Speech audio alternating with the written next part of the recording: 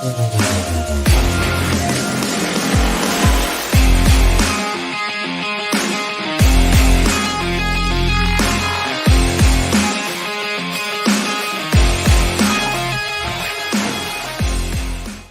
up, everybody, and welcome to a brand new episode of the Hot Mic here on the Outlaw Nation channel. I am the Outlaw for as long as that lasts, the Outlaw John Rocha, joined as always by the Snyder himself, who's been breaking all kinds of scoops this week and is even trending on Twitter today. So, Jeff Sneider, how are you?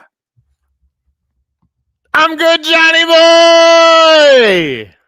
Look at this guy. Good to see you. Good to see you. A lot going on in the world of entertainment. A lot we're going to cover. I know it's only been 2 days, but 2 days is a lifetime in the world of entertainment for sure, Jeff. And we're going to get into all of it. Just remind you, all the Streamlabs and Super Chats are open. Send in your Streamlabs. I see already some Super Chats have been coming through. Send in your Streamlabs and Super Chats. Got 200 of you already joining us live right off the bat. Make sure you hit a like on this video, subscribe to the channel, and if you're watching later, start leaving comments as soon as we start talking about stuff. We love to read your comments. Jeff, let's not waste any time here. We're a minute and 15 into the show. Let's go. Fantastic Four. That's the thing we need to lead off on. The cast was officially announced. You broke this 6 months ago, but finally Marvel came around and dropped it on Valentine's Day of all days. And immediately, as if a large number of people apparently weren't paying attention, there was a backlash to the official naming of this cast, both with Joseph Quinn and with Pedro Pascal. I feel like Evan Moss and Vanessa escaped much scrutiny, but those two were the ones that people were focusing on. What are your thoughts? What are you hearing? What's your reaction to the official cast being announced? And where do we go from here? I mean, yeah, this is the cast that has been rumored for quite some time. I don't know really what the holdup has been in announcing it. Yeah. But I think it's good. I wrote last night that I like it. I like all of these people, and I think that Marvel is catching them all at a good time. Yeah, in their careers. Yeah, exactly. Like Pedro Pascal, this is a town where there's a lot of stars, but not real stars, right? Right. And Pedro Pascal, I think, has the ability, or is blossoming into at least a real star. Yeah. Someone who everyone seems to love, right? He's the internet's daddy for a reason. The zaddy, yeah, absolutely. Right. I mean, he's not box office yet. He's not bankable yet, but a movie like Fantastic Four could maybe make him so. So I just, between all the shows that he's done, right? Yeah. And that's what they did. They pulled from big shows. So Mandalorian, Last of Us, Joseph Quinn, Human Torch is, from Stranger Things. And again, he's in A Quiet Place. Right, catching a guy on the rise, a guy who has heat. We know Marvel likes to chase heat. Vanessa Kirby did those Mission Impossible movies. Yeah, you get handpicked by Tom Cruise. Yeah, so it's that kind of stuff. Evan Moss Backrack just won an Emmy, right, for The Bear. Heat, baby. Yeah, I mean, I agree. All four of them, as you said, Vanessa, if you want to go TV shows, The Crown, you want to go Bear with Evan Moss Backrack, but also Punisher, the first 2 seasons. Certainly that's season 1. Joseph Quinn, Stranger Things. And Pedro Pascal with Last of Us and Mandalorian. That's a hell of a combo.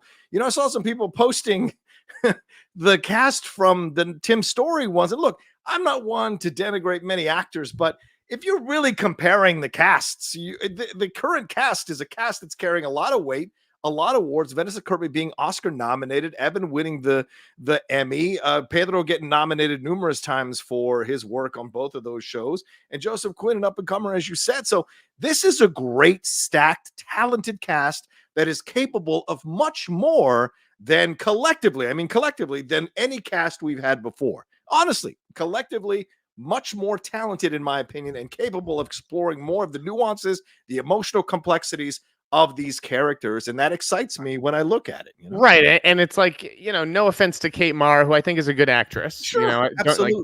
Don't get me wrong. She's a good actress. But you compare Vanessa Kirby to her and to Jessica Alba. Yeah. It's kind of no contest, right? Right. Absolutely. Yeah, I mean, and I love Miles Teller. I personally love Miles Teller, but I think he is also a bit of a divisive actor. Whereas now we're experiencing a moment where Pedro Pascal is just kind of beloved. So I just don't see how you fault Marvel for any of these choices. I don't either. But people are pushing back, saying he doesn't look like Reed Richards, I mean, he's Latino, he's wearing a mustache, and I understand the anti-woke crowd needs to be fed their anger, toxic meals every day in order for these people to make money off of them. But there are some things that are just kind of like, where is the anger stemming from? Because we had a Latina in Jessica Alba, we had a black Johnny Torch. So this this Human Torch rather. We've had this throughout every iteration of the on-screen Fantastic Four. There's been a blend and a mix here that has worked, and so this is a nice mix. And age-wise, it's a nice mix as well here, Jeff. I agree, and it's like, does Doctor Doom, right? Because Doctor Doom is traditionally, right, a rival, right, of Mr. Fantastic, right? They're contemporaries. So are we looking at a Doctor Doom who's a little bit older than maybe we may have thought? Right. I don't know, but it seems to be the speculation that Doctor Doom is not going to be the main villain of this particular film. That he's going to be in it, but not necessarily be the main villain. The speculation seems to be Galactus, and certainly you were talking about that in your newsletter, and other people have speculated this as well. So now that the cast has been set in place, well, let's hit this part of it first, then we move on to Galactus. Do you like the way they rolled it out on Valentine's Day? There's been some criticism that some people liked it and some people criticized that it was a bit of a soft launch on a day like this in the middle of the week. Was it to counter the Madam Web negativity that is also connected to Marvel? Like, what are your thoughts on them rolling it out on Valentine's Day? I mean, I guess on one hand, it does kind of overshadow another Marvel project, right? Which is Madam Web. So maybe it shifted the conversation a bit, but at the same time, I do think it was cute. I like the original illustration. Like, it's nice to see a studio actually take the time to do something like that rather than just toss off a tweet. Right on. So I appreciated how Marvel did it. I thought it was sweet. I thought it was a fun way to say that, yeah, Herbie's going to be in this movie. And I know they're already talking about our pal Griffey Nooms. Right? There's like a petition to cast Griffey Nooms. He wants in.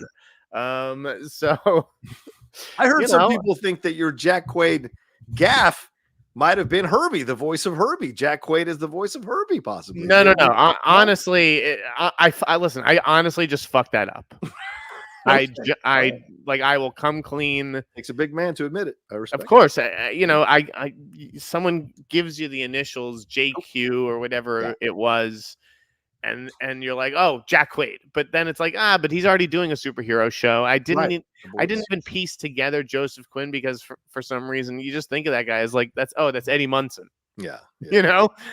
But like, I was immediately corrected, and I do want that on the record that like I would say it was in 15 or 20 minutes where sources reached back out and they were like, no, you got it wrong here. So yeah, I misinterpreted the information on that one potentially. Right. Do you think? Okay, so let's move on to the idea of Galactus. Now, this is something you mentioned in newsletters. I just said a few seconds ago, and other people have speculated this. What do you hear about Galactus? What do you know about Galactus? Do you want to wait on this, or do you want to talk about this? Where are you at on the Galactus situation? No, I'm happy to talk about it. I mean, I thought I'd already sort of said it. I thought it was kind of already out there. I was just repeating that. Like, he remains Javier. I don't think that they've moved off of him. Okay. Right. I don't think that his schedule is that crazy. It's just about scheduling that one movie, the F1 movie that he's doing with Brad Pitt. And I know that is like a long ass shoot. Right. I just don't know how much he is needed. It's not like he's, one of the two leads. Right. So it's all about when he wraps on that, but I do feel like they'll be able to figure it out, that they should be able to. Marvel typically gets its person, and again, if I'd heard this months ago, right? So it's like I feel like I would have heard somebody else by now if they were moving off of him. I just think that they have a little bit of time.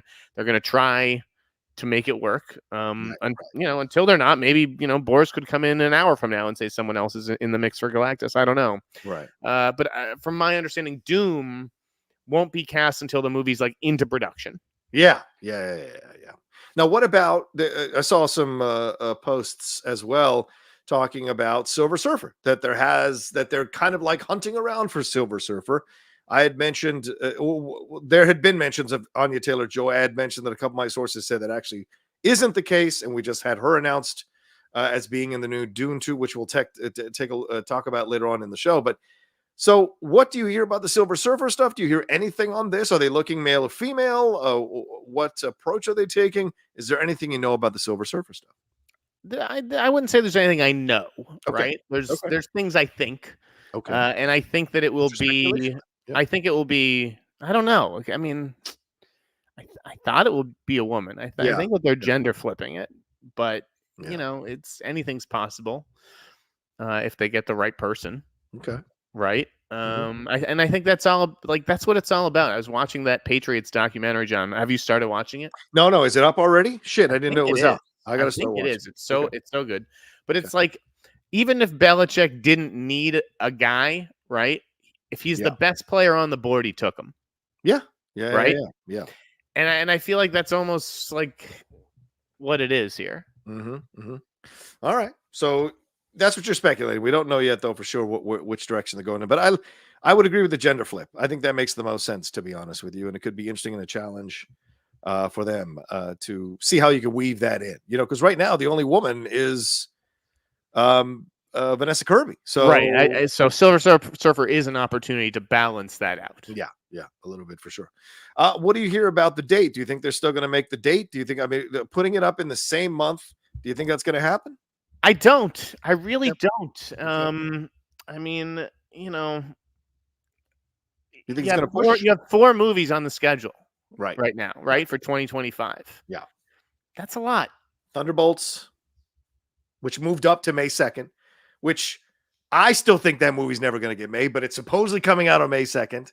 Then you've got this film, and then what? If you got Blade, supposedly Captain America, so all these films, right? Exactly. It goes Captain America in February, Thunderbolts in May, Fantastic Four in July, and Blade in November.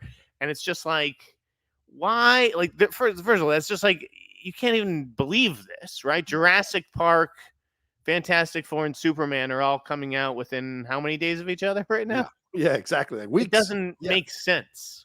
Yeah. So someone knows something else. Someone knows, oh, this studio is behind on this, or Universal's never going to make that Jurassic date, or whatever it is.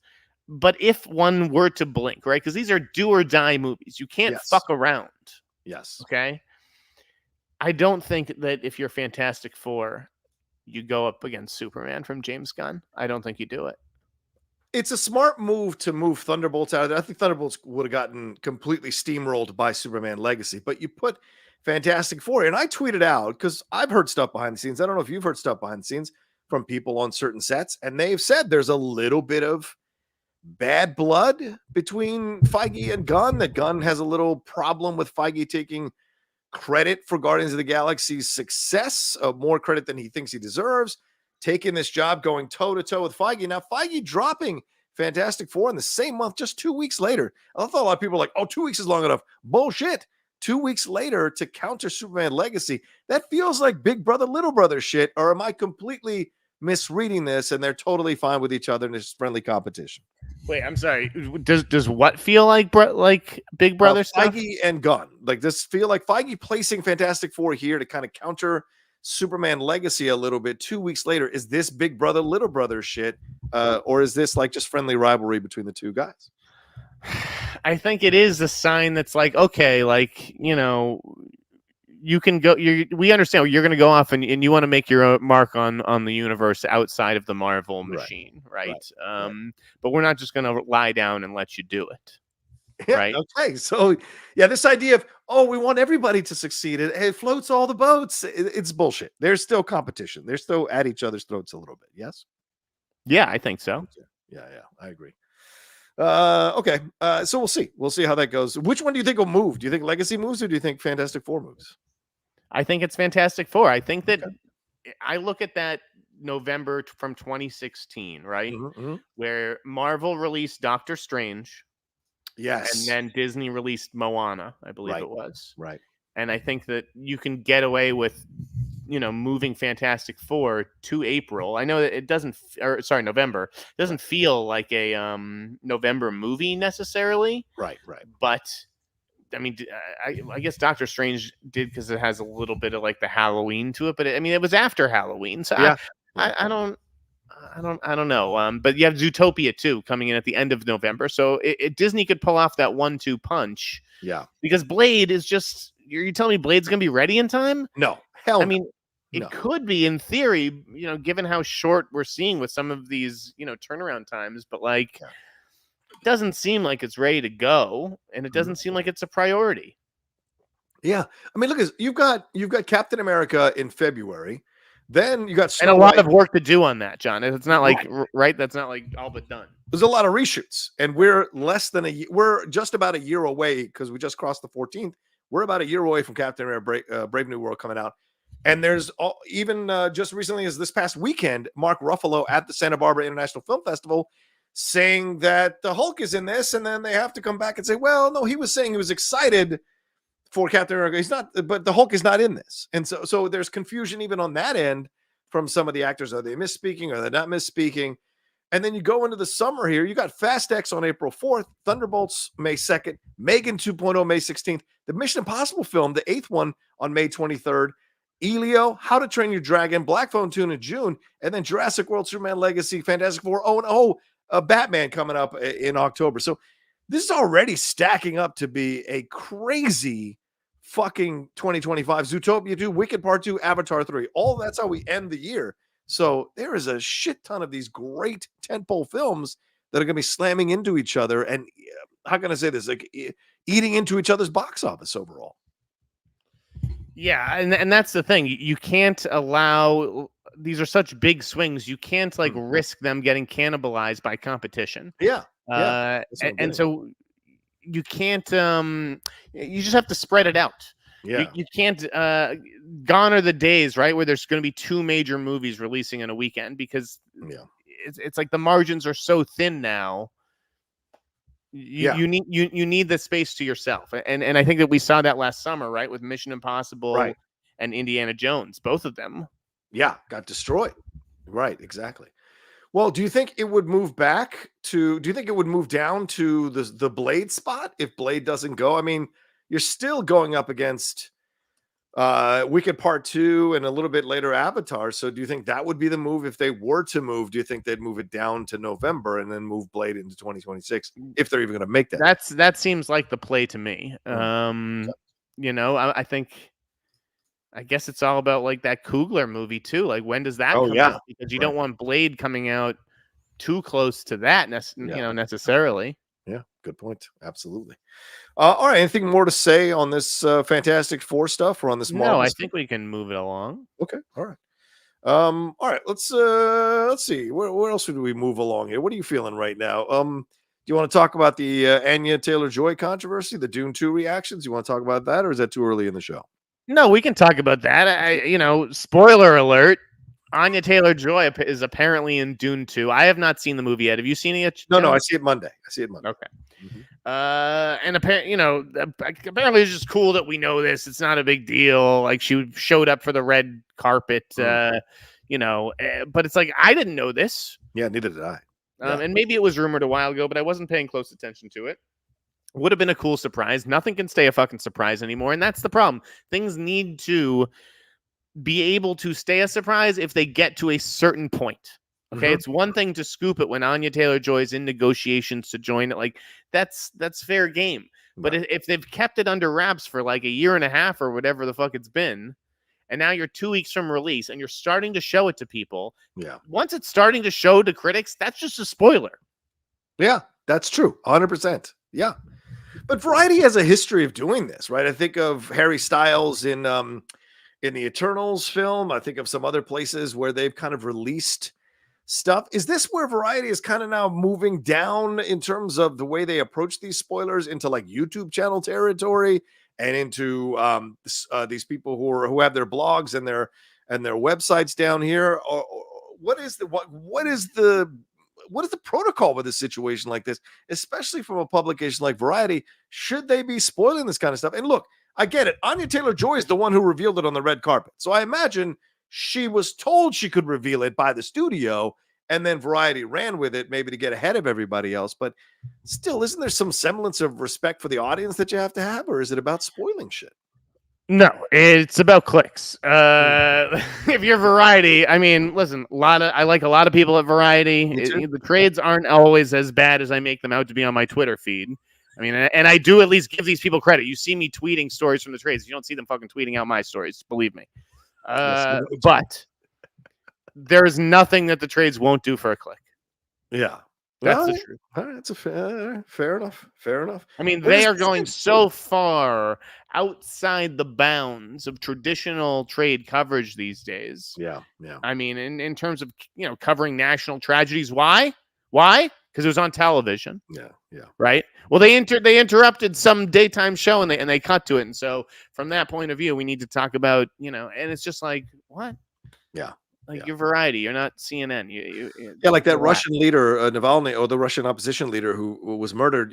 I think there was articles both in THR Variety and Deadline talking about that. So you're like, wait, you're crossing over a little bit.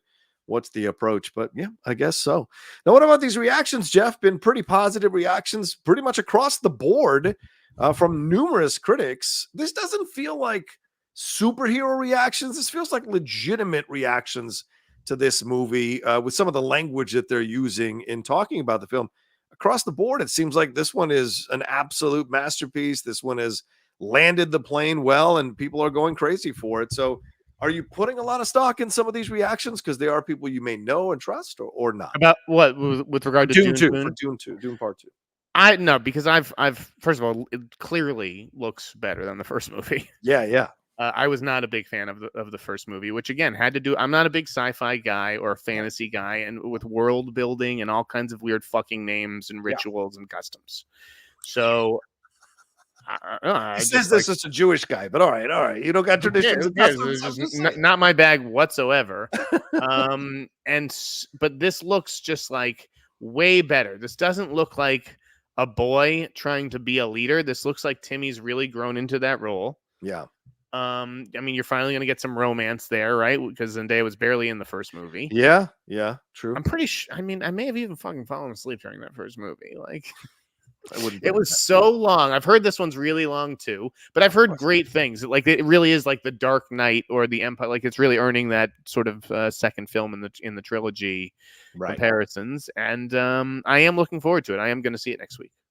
Yeah, me too. I hope it's sad. I hope this is one that finally gets an Oscar for Best Picture. I'd be ironic as hell that the first really big release is the one that ends up running the table through the year. We'll see, but it's quite possible from what a lot of people are saying already. Maybe a Return of the King situation where it's the second part that is the final part of this story they're telling. Although there's a third film they're kicking around as well, so we'll see how it goes down. I think that's definitely going to happen. I don't know if there'll be a smaller movie in there first for Denis, but I do think that Dune Messiah is like real. Yeah, do you think that's going to happen for sure? Dune Messiah. I mean, it just seems like Warner Brothers is so stoked on this second Dune movie. Like, it's true. Cool. All right. Let's see what else we got. Oh, let's hit this one. Ridley Scott for a Bee Gees movie, baby. I'm a massive The Bee Gees fan. Shout out to the people in Australia who watch us. The Bee Gees, one of my favorites, 4 years. Great documentary on Max, and now Ridley Scott coming off of disappointing Napoleon. He's going to step in and take over and do a biopic here of the Bee Gees. What are your thoughts on this, man? Bit of an odd choice. But the way it was sort of explained to me was like there's just so much money tied up in this movie. Oh, okay. Right? They need like a pro. Like, right. I was actually really interested when Lorene Scafaria was going to do it. Yeah. But I think that they want someone with like a lot more experience. Okay. Who they can really feel comfortable about spending this money on. And I think that Ridley Scott is someone, whatever he's making, you got to pay attention to it. Yeah. And I know he's very hit and miss. And he's hit and miss in Napoleon, which is like half of a great movie. Yeah. If they could have worked on the romance and the relationship, maybe you'd have had a great movie overall. But yeah. Right. So it's like they need this to be closer to Bohemian Rhapsody than Rocket Man. And that's not to speak of the quality of either movie. Right. That's just in terms of box office, where Rocket Man, they thought that could do Bohemian Rhapsody numbers, and it did about a quarter of it. Yeah. Which is unfortunate. I think it's a better movie. With a powerhouse performance from Taron Egerton. So I don't know. what the secret is. Yeah. But Ridley Scott seems like as good a guy. I mean, he's English. He does bring that to it. He did almost work with the Bee Gees early in his career. There were some interesting things that he brought to the table. It's just like, I don't know, Ridley Scott, if you're getting up there and you only got how many movies left in you, and who knows, maybe he lives forever. The Bee Gees movie is not one that I would necessarily want him spending that time on. I'm happy with it. Make it a 4-hour movie. There's so much to explore with these guys, not just the success, but the battles within the band between Barry and Robin and Maurice. Robin and Barry notoriously at each other's throats, with Maurice having to play the middle brother between them. Maurice dying of cancer, so them having to deal with each other now and coming to terms. Then you have Andy, who got, who was such a meteoric rise and then caught up with drugs. Victoria Principal, how he dies of an overdose. And stuff with their father and their family. So, and then the disco stuff. Like, there is so much to explore with this band that I hope Ridley does a 3.5 hour or 3 hour biopic on this band. They certainly deserve it. Casting these three, Jeff, I think is going to be super fucking difficult. Super fucking difficult, man. Yeah, I wouldn't be surprised if there was an unknown potentially. I mean, I think that they're going to need some sort of star to anchor it, but there's 3 leads, so I wouldn't be surprised if 1 or 2, went to like guys who you're like, who's that? Maybe Maurice would do that. What about Jacob Elordi? Can you put a beard on Jacob Elordi and make him look like Barry? Just throwing it out there. I don't know. He's a tall guy. Okay, so there you go. All right, well, let's take a quick break, Jeff. We're at 27 minutes, and on the other side, shall we jump into some scoops you might have, or should we wait on those? I think we can do the scoops. Okay, all right. Hold on to your butts, everybody. We're going to take a quick break, and on the other side, we'll do some scoops and a couple of other stories, and we'll get to your Streamlabs Super Chats as well right after this.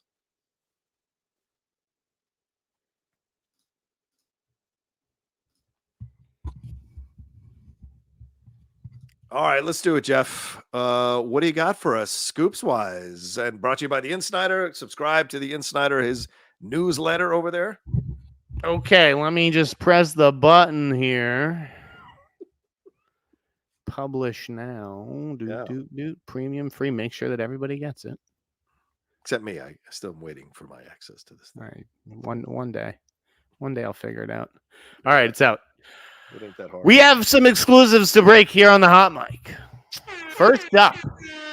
Yes, go ahead. There are 2 packages that I'm told are being shopped around town right now. Actually, 2 packages and another big property. Okay. The first thing is that it sounds like Austin Butler of Dune fame. Okay. Is being eyed to star in the next movie from Mr. Darren Aronofsky. Wow. Now, they just spent last year on the awards circuit together, right? Okay. You're right. Because Austin Butler was in Elvis competing with Brendan Fraser from The Whale. Right. So they ran into each other at all the events. I don't know what this movie is. I'm told it's a thriller. Okay. And it's being shopped around right now. I'm hearing that Sony is the front runner. Okay. But yeah, so that is. Hold on, I gotta say bring thriller, and when you say thriller, I immediately go, okay, is this going to be something a little more? How can I say this? A little more of the standard stuff. Like Aronofsky doesn't usually do stuff that's standard. So is this more of those kind of out there thrillers, or is this more kind of him maybe sliding a little bit closer to the mainstream with someone like Austin Butler? That I don't know. I feel like, though, if you did The Whale, you have earned yourself a little bit of creative latitude. Sure. So I wouldn't be surprised if this was a little out there. But, like, this is the guy who did Black Swan and Mother, right? Right. Like, this guy is inherently a little weird. But The Wrestler, right? Isn't that part of it too? Or no? Am I off? That's not a thriller, right? True. But yeah. Okay. I mean, and The Fighter. He did The Fighter and the rest. So like, he didn't do The Fighter. I mean, he's executive producer on it. I mean, like he's he was maybe initially attached to direct The Fighter, and he just hung on to an EP credit or whatever. Good point. But anyways, so he's Aronofsky though is juggling a bunch of different projects right now. We're not done with Austin Butler, guys. Okay. There's more.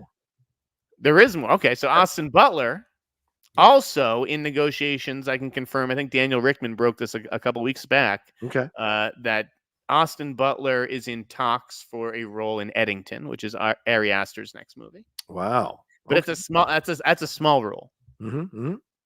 Working his way up. I like that. Working with some good directors. I mean, he has a Best Actor nominee. I mean, the kid's a big star. It's just, this is just a small role. Maybe it's like a flashy role, like a Bradley Cooper in Inherent Vice kind of thing. I have no idea.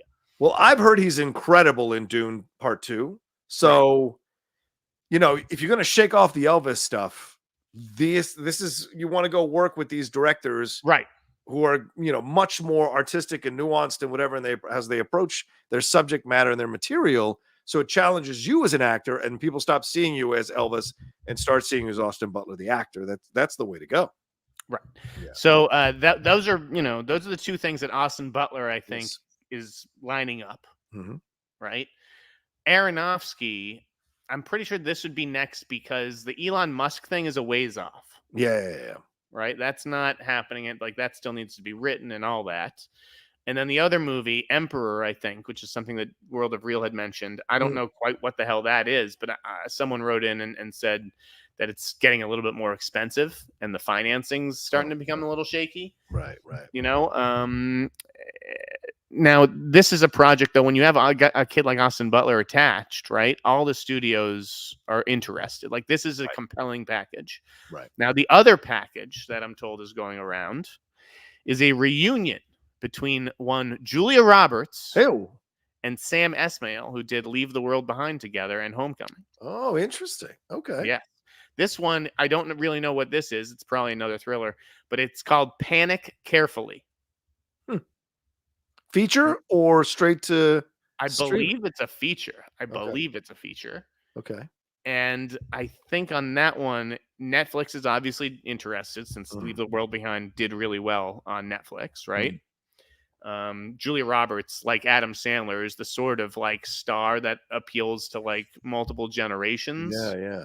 You know what I mean? So like she's kind of perfect, I think, for that Netflix algorithm. Yeah. So I think Netflix would really love it, but Netflix doesn't have a film chief right now, which we can also talk about later in the show. But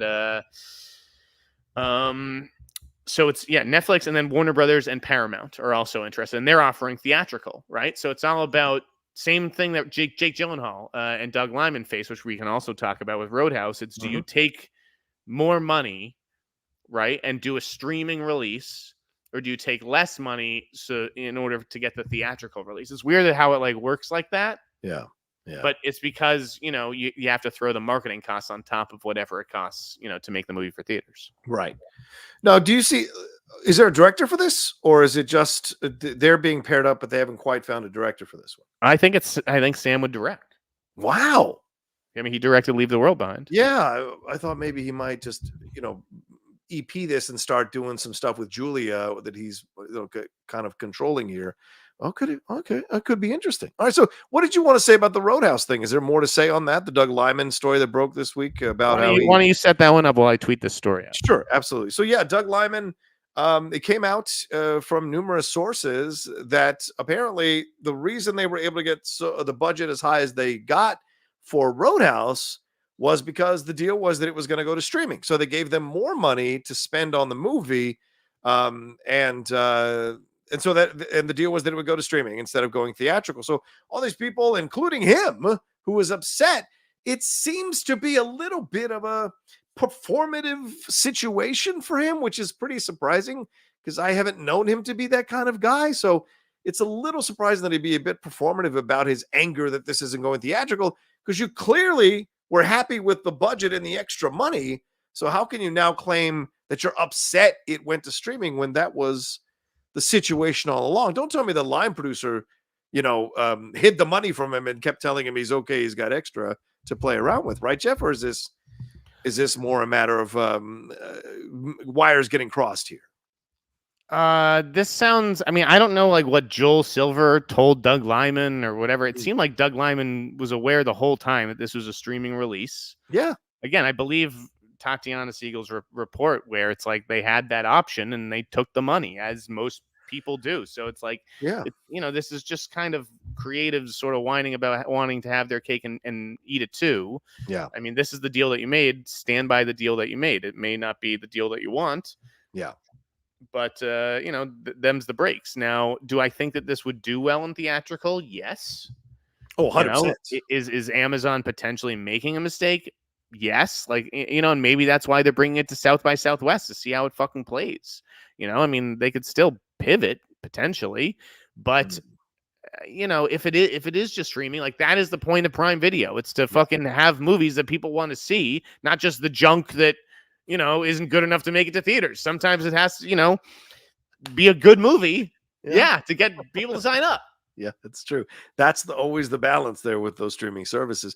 But yeah, Tatiana says they were offered around 60 million to do the film as a theatrical release, or they could do it for 85 million and it would go straight to a streaming. And Jake Gyllenhaal and the filmmakers were apparently involved in these negotiations and knew that that was how it was going to go down. So my question is, I mean, how does Doug Liman come out with this narrative if this was actually what happened? And did he think it wasn't going to come out? Did he think he could control the narrative to make him look like, a person who's been put upon and blindsided by this decision? It just is quizzical why you'd go this route if you knew what the actual truth was, and that it might come out at some point down the road and make you look kind of foolish for claiming that you're not going to go to the premiere because it's not getting a theatrical release when you knew all along it wasn't going to get a theatrical release. So just questions, man. I have questions about that approach. You know what I'm saying?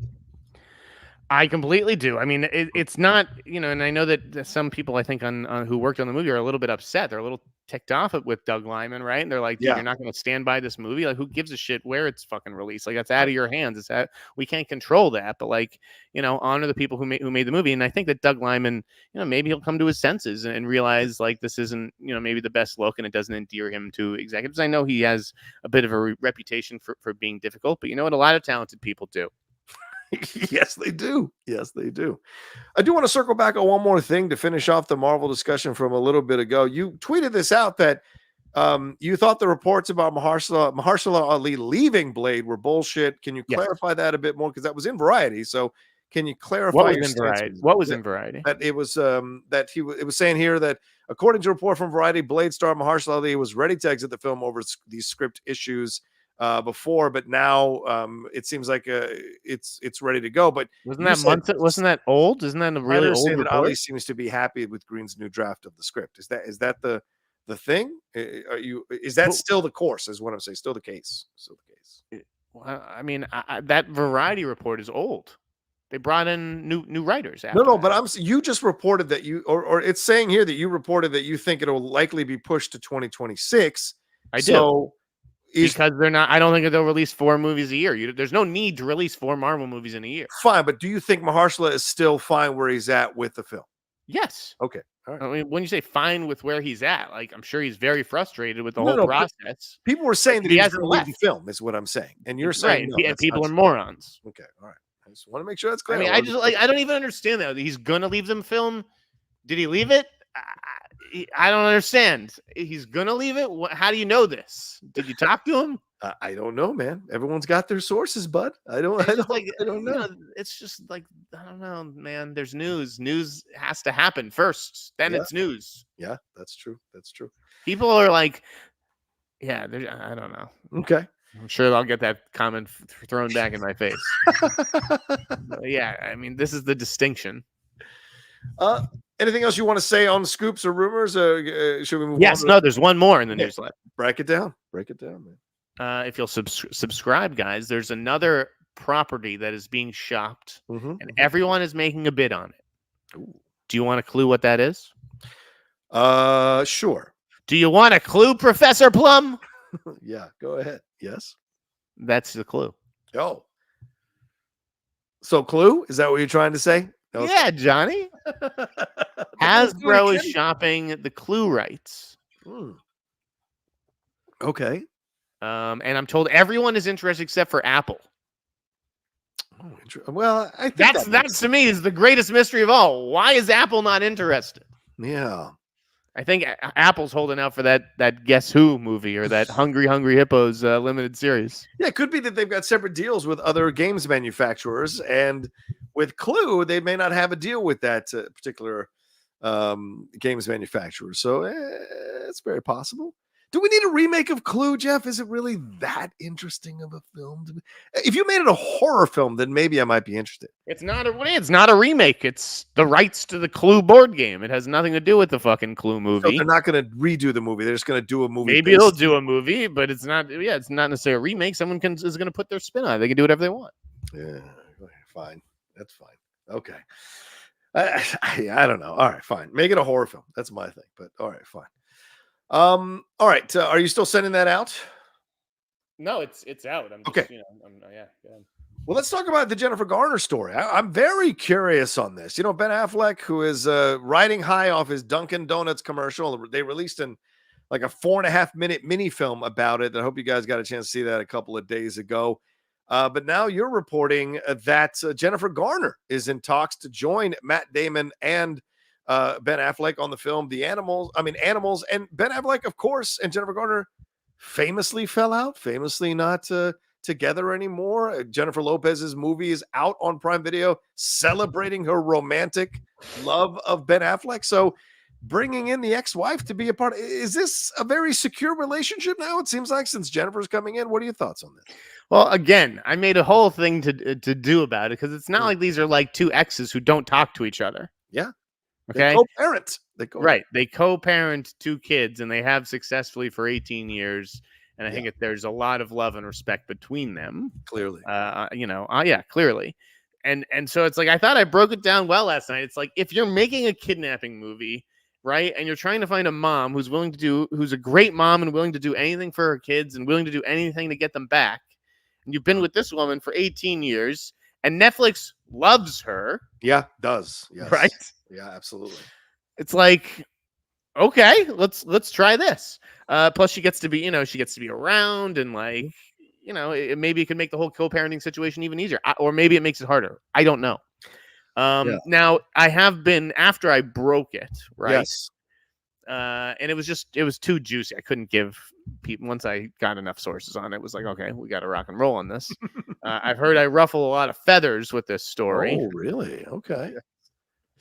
And I've since heard that like there may be a money issue, right? With Jennifer? Yeah. Like they want a good actress for this role, obviously, but they're not willing to. They're trying to keep the budget reasonable, and she's maybe an expensive star. I don't know. Can that be right? Well, then, okay, all right. I don't. Then again, I don't know how it works, right? With something like Apple, right? That film that came out with her as the mom, with her daughter and the husband, the ex-wife, the husband rather, that disappears. Yeah, like that did really well on Apple. So does she have a quote that's very high for Jennifer Garner? I mean, name me the last film theatrically that she did that people went out and made a blockbuster out of. Well, she's in Deadpool and Wolverine, right? I'm just saying, like, I think it's a good time within her career, because when you look at it, okay, she was in Party Down last year. She did have her own Apple series. She's been in 3 consecutive Netflix movies that have performed well for the service. True. Yes Day, Family Switch, Adam Project. And so, yeah, I think she's kind of hot right now. And I think she's earned an opportunity like this, even outside of her being Ben Affleck's ex-wife. Look, she's a damn good actress. She looks like a politician's wife. I forgot Matt Damon is playing like a mayoral candidate. So that would work. That would 100% work. I just think it makes people more interested, right? It adds a little tabloid element that's like, ooh, don't you want to see Jen Garner in the Ben Affleck movie? Yeah. And I think it's worth paying for. I can't imagine they're that far apart. Yeah. But I did get cautioned that after publishing, naturally. But that's why, they tell you to check beforehand. But that's true. But THR followed and then did a fucking video on it. So it's not like this is like, I didn't pull it out of my ass. Yeah, fair point. Yeah, I mean, it's always surprised me that she's never like gotten one of those series like Madam President or any of these other or Madam Secretary, whatever it was. Like, these actors that come in and get a lead in a CBS series. Garner seems tailor-made for a series like that to make money, but maybe she doesn't want to be committed to a long-term series. So doing these Apple movies, she as she says in her Capital One commercial, she has other businesses and whatever. So yeah. This is a Netflix movie. Yeah. And again, so this is the project that I speculated. It's like why do you bring this project to Netflix right as as soon as Scott Stewart leaves? And could it be that Sean Bailey is coming in, right? Because Sean Bailey's launched the company with them. So last week, I was sort of hung out there on a fucking island, right? I did the Sean Bailey story, and I even asked around. I was like, so how'd that go over in the newsroom, here and there and everywhere? And people were like, they had us, look into it. Yeah. So they took it seriously. And then this week, lo and behold, Richard Rushfield on the Ankler basically wrote a whole story about how even though the week before he was he dismissed Sean Bailey as a candidate, he's like, it sounds like it could be Sean Bailey. and then today's Peter Bart column on Deadline, guys, who do you think that was about? Oh, sounds like mentioned Sean Bailey and only Sean Bailey. That's the thing. All the other names, if you're telling me it's not Sean Bailey, give me another name. Yeah. Not in the Ankler, not in Deadline. There is no other name. Mm-hmm. So it sounds like it's him. The question is, when are they going to let this guy announce this, right? Right. Because you don't want to just go indefinitely without a film chief. It sounds like, from what I hear, if Iger is going to not make a fuss about this, right? Stay on through the proxy fight, because that's what Iger's dealing with now, right? He's dealing with Nelson Peltz and Jay Rasulo trying to get board seats. Right. And if Disney were to lose its president of production, that's not a good look, right? That shows it's a sign of weakness, maybe. Right. And the timing couldn't be worse for him. And so it's if you can just do me a favor and hang on through that shareholders meeting in early April, maybe then I don't stand in your way. So maybe that's a deal they've worked out. Maybe it is. Okay. Maybe I got sources. Maybe we're gonna want to keep paying people $200,000 a year to get scooped by a newsletterist. That's a fair point. Is that how much they get paid? Jesus Christ! Some of these people, yes. It's insane how much money is being made by clearly inferior reporters. But that's madness. I'm not going to get there. There's a lot of talented people out there.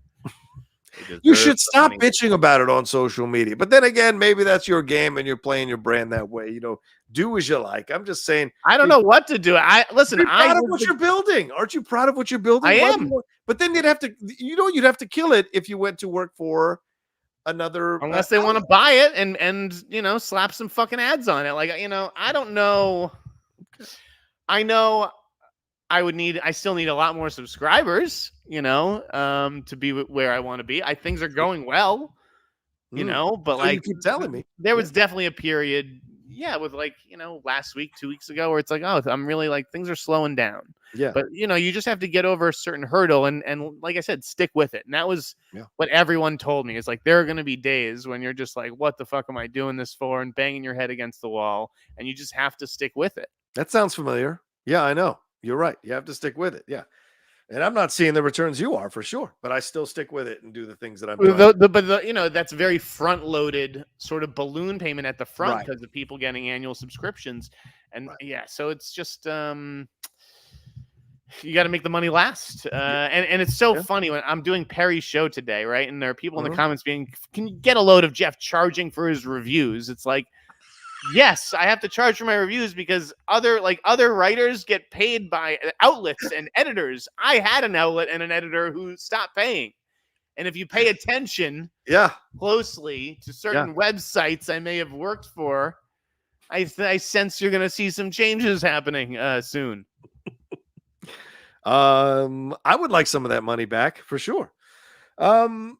All right, that's hilarious. That's hilarious to me on so many levels. You're paying for your things. All right, let's move on to this story. Charging now. Yeah, how dare you charge for your review? I wouldn't charge if I had a boss who paid his bills. This came across, and I don't know if you've shot this down or not, but there were some reports here that were saying that this Ryan Coogler, Michael B. Jordan film at Warner Brothers might be vampires versus the KKK. Is that something that sounds logical to you, to go in this politically charged environment from Warner Brothers, that you'd have vampires versus black vampires versus the KKK? Or would the KKK be vampires and regular black folk got to kill them? What is going on here? I mean, this was this may have been a game of telephone that I may have gotten caught up in. I don't know that that's like an official log line, so we'll see, if that is the actual premise or not. I certainly didn't hear that from the sources I heard everything else from, but to me that also adds up. Like, I think that's what people want, is that kind of escapist fare, and you've got movies, right, with Guy Ritchie just has Henry Cavill mowing down Nazis, and Django and Inglourious Bastards, and I feel like it's safe, right? That's the other thing. So there's all this stuff going around right now with Superman Legacy, right? And then that actor, right? And that actor who's saying, I didn't get cast. Let's get to that one next. But go right. ahead. Right. But like, it ties in, right? Because there are rumors now that, like, remember we heard about the conflict in the Middle East rumors? Yes. Well, now there's conflict in the Middle East, right? Yeah. I mean, there's always conflict in the Middle East. Yes. Let me just lay that out for you. Really bad. But right now, it's seems very pronounced and very much on America's radar. And I don't know that there's going to be conflict in the Middle East in Superman anymore. I think it may just be a vague conflict in Europe. That's what people are reporting, and that's what James Gunn. I think that's what James Gunn is responding to people. Is he shooting it down or what? Saying he moved it, and then they moved it before October 7th. Yes, and so they had changed. First of all, I believe it. Claiming that's what they're claiming. So. I completely believe it. Not only because when you look at the direction that Hollywood is going, it is going in the direction of Abu Dhabi. That is who's going to be financing a lot of stuff going forward. Right. Okay. Just like they finance the trades. Well, let's just make that move now then. Yeah, it's comedian and TV presenter Bassem Youssef who made a headline. I guess we'll just say that is the reports coming out about the KKK. It's the vampires versus the KKK.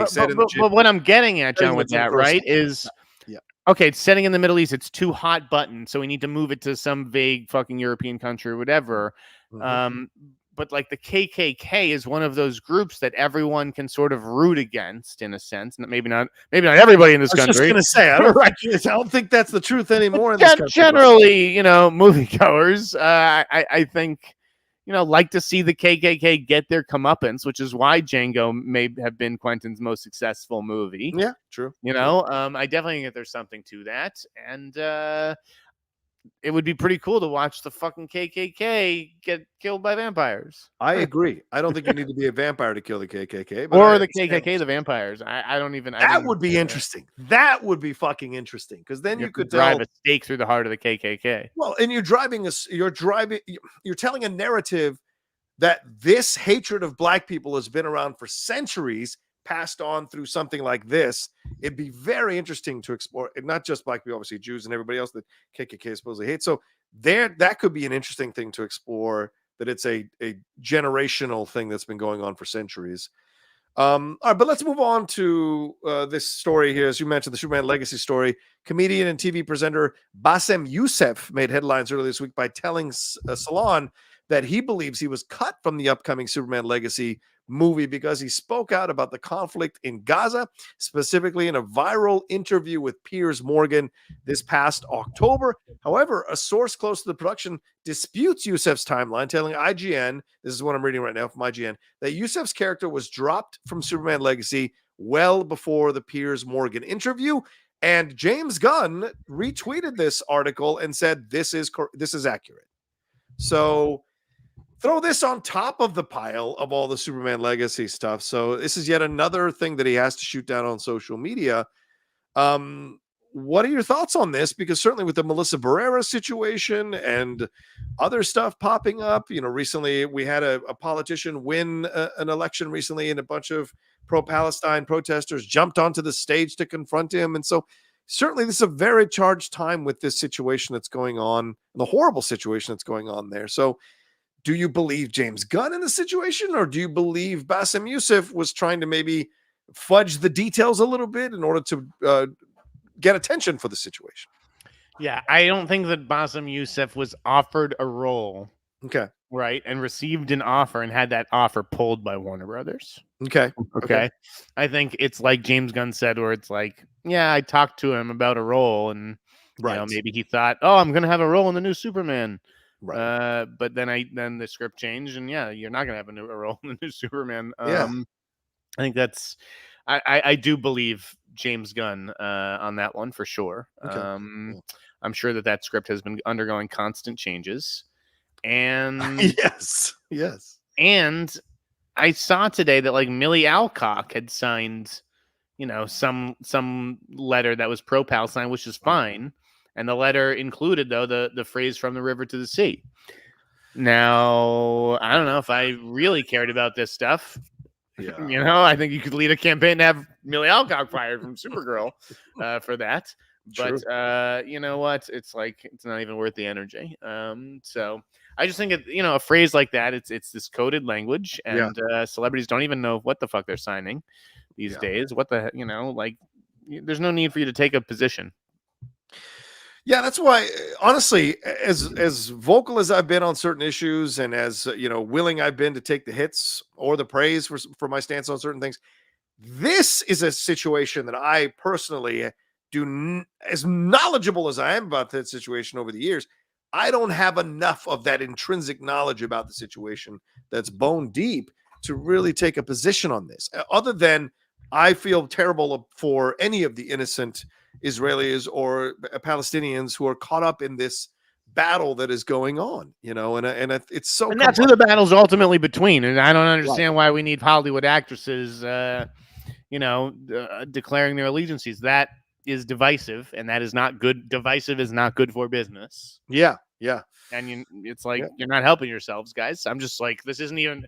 People mistake my opinions for me just sort of telling it like it is as a reporter. Right. Like, do you think that this helps? It doesn't. Right. And if we want to look at it, this is what was up here for Millie Alcock. It says House of the Dragon star Millie Alcock has landed the role of Supergirl in the new DC Universe movie led by James Gunn, Peter Safran.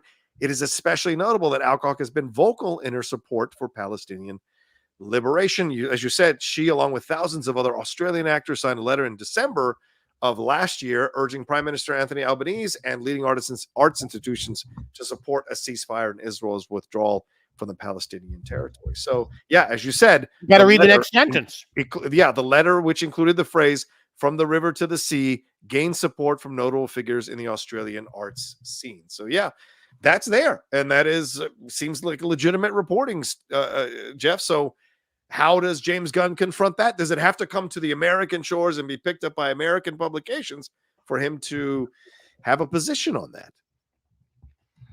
Obviously, James Gunn has suffered the wrath of the online mob before, so I don't know how much stock he puts in it. And maybe Warner Brothers knew what they were getting into with him. Yeah. Not that he's the one who tweeted it, but it's if he's gonna, allow her to get away with it. Yeah. I don't know. It's such a complicated issue. I mean, she's entitled to her beliefs, but sure, that's a pretty ugly phrase when you look into what it really means. Yeah, and that's the thing. Like, do you really understand the context at such a young age? And look, Millie's a young actress.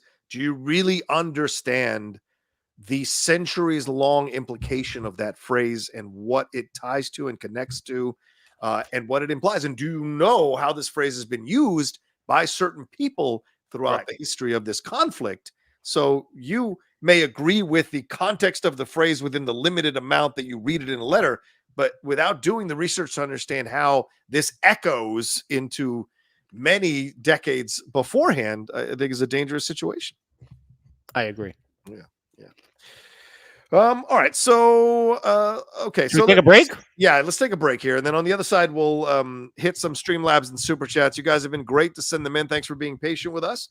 We're at the almost hour mark, so it seems like it's time to hit some of these Streamlabs and Super Chats and get into some other stories before we call it a day. So send in your Streamlabs and Super Chats now if you haven't sent them in. You've been waiting for us to send them in. And there's 650 of you joining us now, right now, live. Thanks so much. Make sure you hit a like on this video. Subscribe to the channel. If you're watching after we've done it live, leave your comments down below, and you can send a thanks by hitting that super thanks button and sending some support. An apple a day. There's literally nothing wrong with that phrase. If wanting them to be free is so offensive to you, then you are the problem. I mean, I'm telling you, there's something wrong with that phrase, right? I'm telling you that the Jews in general, not even me, because things roll off my back. I don't give a shit. But like in general, I don't think if you went to a temple and started yelling that phrase, that they would appreciate it. So if people are saying, "Hey, please don't say this. Please don't say this," and you're like rubbing it in their face saying that, I think you're the problem. And we can respectfully disagree. I'm not going to block you from the show. Thank you for watching, but I think that's definitely where we disagree. Yeah. All right, let's take a quick break, and when we come back, we'll answer some of your Streamlabs and Super Chats right after this.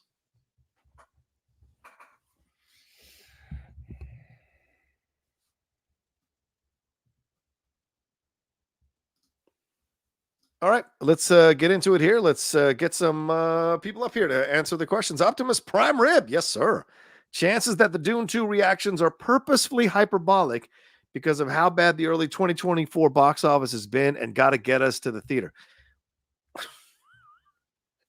I swear to look, I love you guys, and I love all you guys who watch us and patronize the show and what have you, but this idea that you have turned the critics into some kind of people who have ulterior motives to get conspiracy. Yeah. Come on, guys. We're all just trying to work and hopefully get some kind of following and pay our bills and put food on our tables. It's really the rare critic that is actually making money from the studios to get people to go to the theater. And they're usually the people in the 6 million follower range. It's not the low end people who are majority of the critics are. 95% of the critics are that. So it's just it's maddening for you to think that we could all be talked into doing this, or a bunch of us could be talked into doing this just to get people into the theaters. No, there's no chance of that. Jeff, what are your thoughts on Dune 2 reactions? Who has seen this movie? A bunch of critics have seen the movie. Are they critics or are they influencers? No, people from the playlist: Wendy Lee Zaney, Scott Menzel, your boy Frosty. Quite a lot of people have seen. It's Sean O'Connell. I'm sure.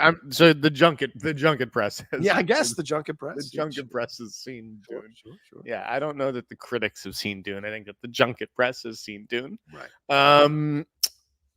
I think that in general, critics love it or hate it these days. Like everyone feels forced to the polar extremes, right? Everything is either the worst piece of shit you've ever seen, like Madam Web, or the greatest thing ever, like Oppenheimer, which neither is probably true.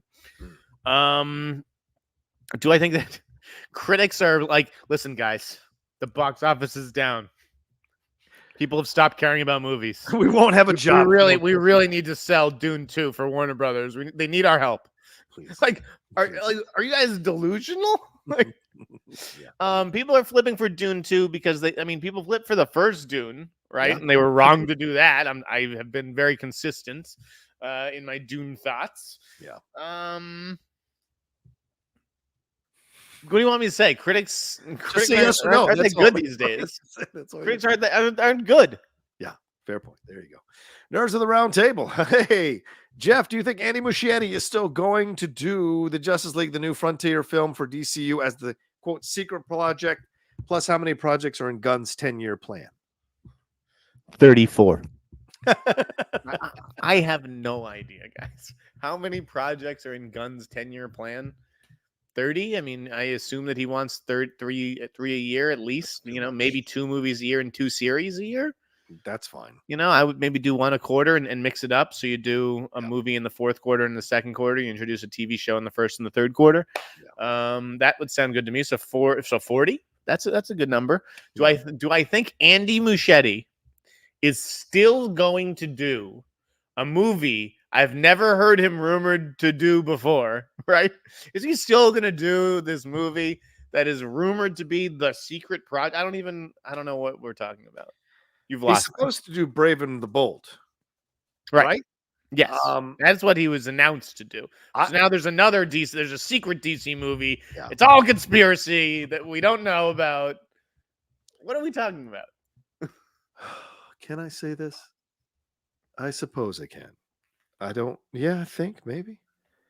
From what I have heard, he is not even doing Brave and the Bold. That they're waiting to announce that, and that he knows he's not doing it, and they're gonna announce it a little bit later in the process. So that's what I've heard. But again, you guys know I don't have the same sources Jeff does, but I also don't talk about stuff unless I sense it might be true. So it's very possible that that's going down. I could have run that one up the flagpole first. Well, you know. It's me. They don't put much credit in what I say. It's you they put the credit in. So tell it. I'll run it up the flagpole and report back to you so you can have Please it. do. But please do. First of all, wait. You can't just move on. Okay. John just like fucking like bombs. Just a little like Andy Muschietti off Brave and the Bold. Let's go on to our next story. You know what? I got to move on to things. Yes, go ahead. What would you like to discuss? I mean, it passes my smell test. I don't. First of all, how many times have we seen directors continue pretending that they have a job that we know that they don't have? What was the most recent? The Haunted Mansion guy. Exactly. Yeah. That's exactly what I was thinking. Yeah. I'm just like, yeah, because they don't even know. They're off like living their baller lifestyles. They're not even paying attention to what's out there. Right. I don't see how after the performance of The Flash, you go to your shareholders and you say, guys, our next big bet with Batman, with our fucking marquee characters, and we're gonna have Robin, who we haven't done in like 20 years. Yeah. I'm gonna fucking bust out Batman and Robin, and it's the guy who lost us $200 million or whatever. Yeah. Like, really? Yeah. Just putting the pieces together, and from things I've heard in the wind, I don't think he's going to stay on as the. Listen, I've called you out on a lot of shit, and like, oh, that doesn't sound right. That doesn't sound right. But like, that sounds totally right, John. What do you want me to say? It's nothing to say. Yeah. Yeah. Carlton Runner says, posting this 2 hours before you go live is hitting the hay over here in the UK. Just want to send support for your show. We'll catch it tomorrow. Thank you, Carlton. Have a good sleep. Mike Joy says, Jeff got the scoop on who plays the robot. Yeah, Herbie. Who do you know is playing Herbie? What did Guillermo tell you about eating on a fucking show? Who would you want? It's a voiceover role, right? So Alan Tudyk makes all the sense in the world, although he's been doing a lot of stuff. Let's have Alan Tudyk voice every fucking character. What? I guess more creative. I don't think Griffin. I love Griffin Newman as a talent, right? He's a good guy on the faction, but I don't know if he's the name talent you want to go with for Herbie. They've got to go with someone people know. Do you know what I'm saying? I'll tell you who everybody fucking knows. You want to know my fucking... You ready for this? Sure. Run it up the flagpole. Since everyone's like, oh... Yeah. Oh, okay. I'm going to blow mine too. You ready? Go ahead.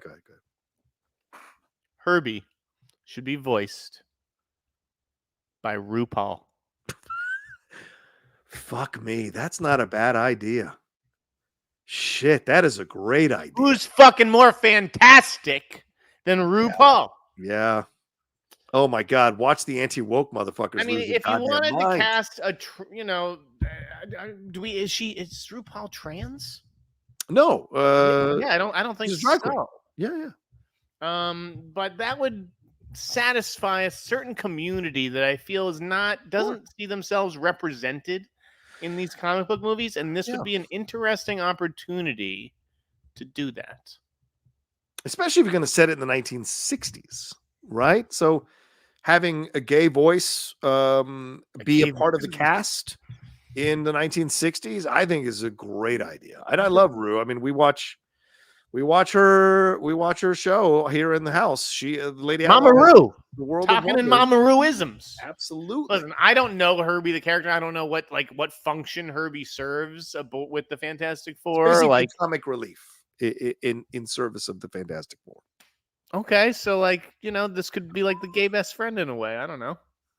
I mean, it's a fabulous Silver. Let me tell you something. 10 years ago, I'm 100% on board with you on this particular suggestion. I'm not even shitting you guys when RuPaul would be a casting coup for one of these movies. Yeah, I totally agree with you.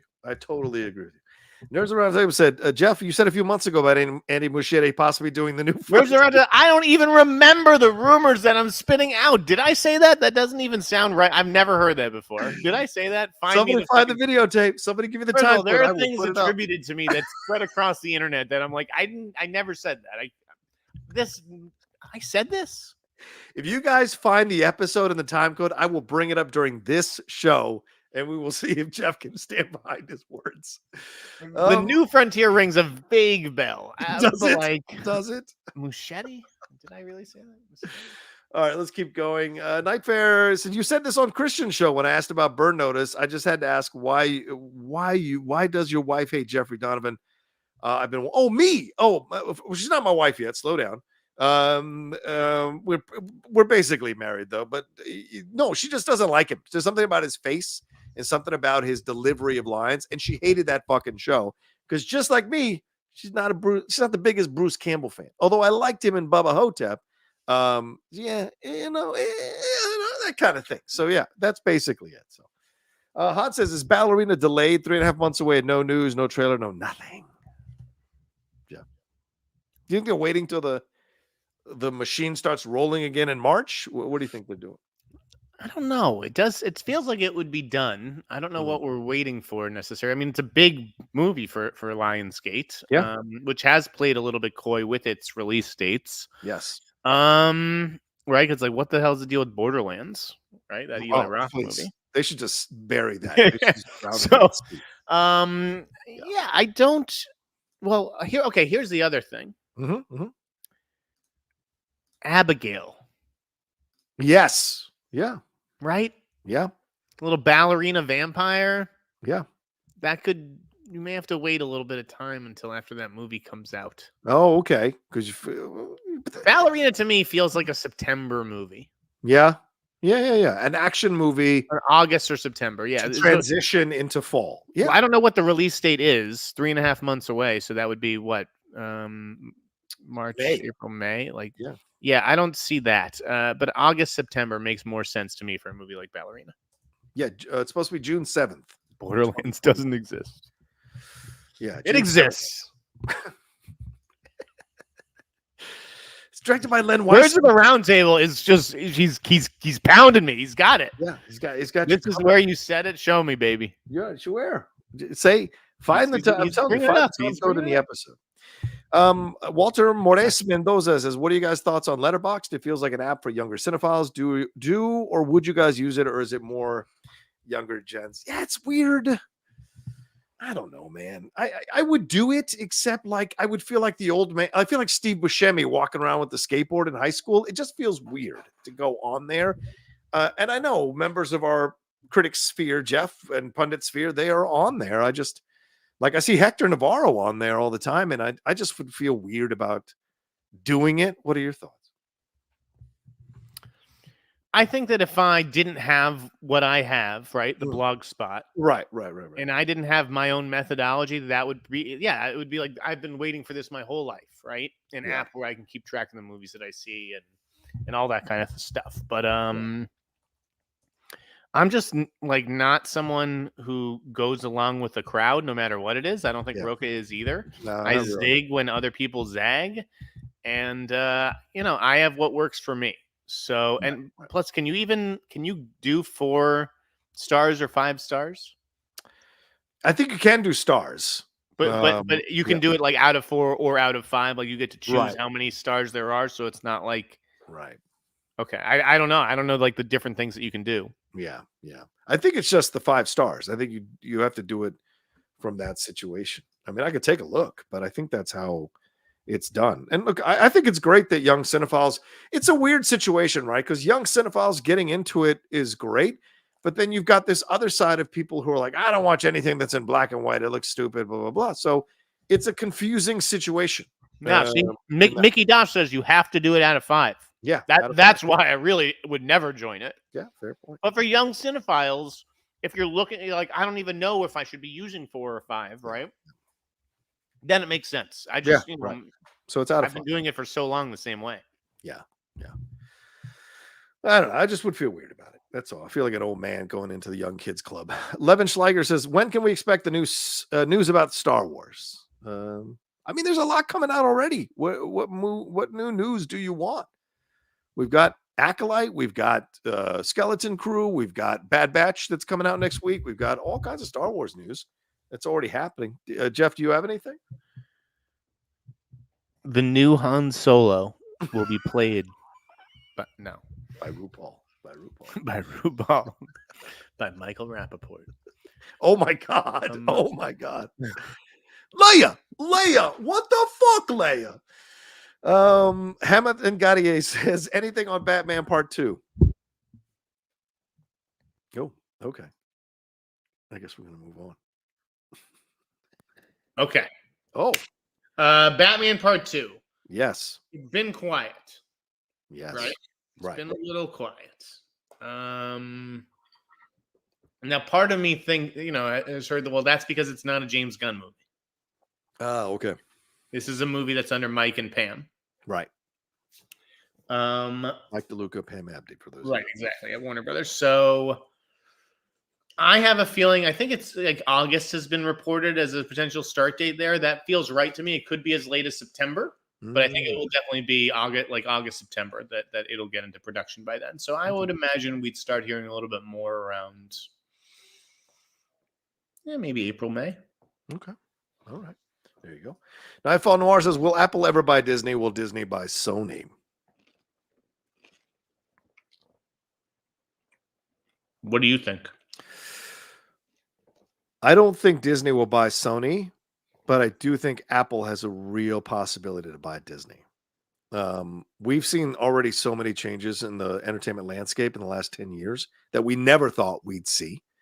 So I would not be surprised if Apple bought Disney, especially because Disney's been, what was the new investment they did? I think in the games company. And I was thinking this the other day, how, because I got the new PS5 Slim. I traded in my old PS5 and just added a few bucks and got the PS5 Slim to try it out. And I was thinking to myself, how come Apple doesn't have a gaming situation?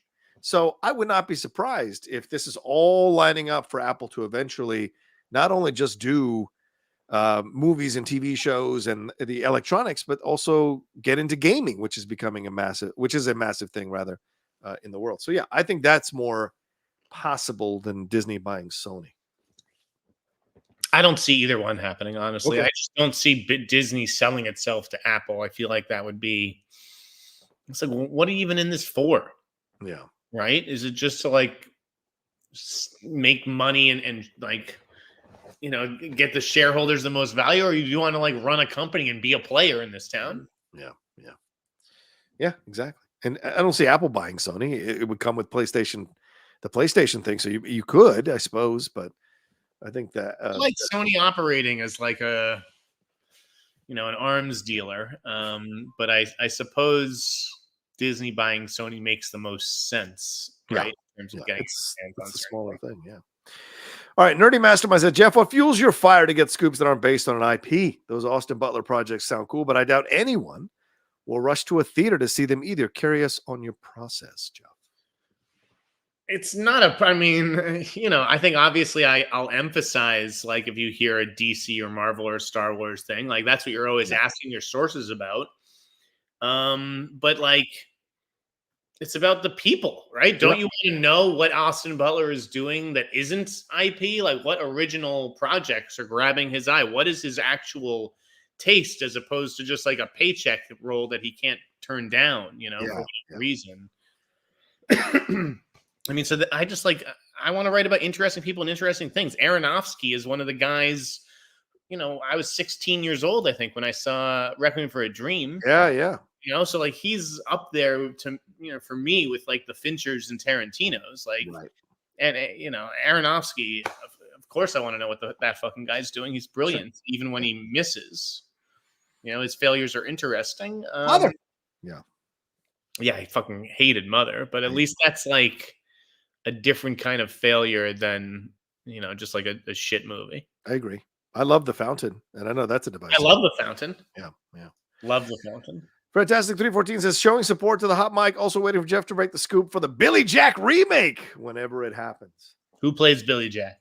Oh, man. Josh Brolin is the logical choice, but you have to find somebody with Native American ties, because that was the whole thing about the original from the 1970s is he was a Native American who could do martial arts or do fighting. So who's out there that's has Native American blood, known to have Native American blood, and could play the role? It would be interesting to see. And we're seeing more Native American actors obviously popping up in a number of projects here over the last couple of years or 2 or 3 years. So yeah, I think there's a lot of choices probably possibly out there. So we'll see. John Redcorn says, any Venom 3 or Bad Boys 4 news, Jeff? Anything you got there? Whoa! I've been trying to get to confirm this Venom 3 thing for a while that I've had, but yeah, it's getting difficult. Okay. A minor piece of casting, but one that could suggest certain things. Interesting. Bad Boys 4, no, I haven't heard anything. Okay. But like, can we talk about that Will Smith movie that got announced this week? Yeah, sure. You want to talk about it now? Go ahead. Was that in the lineup later or no? Yeah, but that's all right. We talk about it now. Look, we got a lot of people who've sent stuff in, so we might as well. Okay, yeah. That Sugar Bandits project I've heard is good. I've heard that's a good script. Okay. Right. They're looking for a black director now. Okay. And it's basically like I heard Will is basically taking like the point of view where it's like, okay, if you guys don't want to cast me as like the hero anymore, right? I'll fucking embrace playing a villain. And like this was described to me as like his Denzel in Training Day kind of role. Yeah. So that sounds cool to me. Now I don't think it's like this could be an Oscar movie necessarily. Yeah. But you know what I'm getting at in terms of just like this could be his big like King Kong ain't got shit on me part. And I'm excited for that. You're talking about Sugar Bandits, right? That's the film? Yes. Yeah.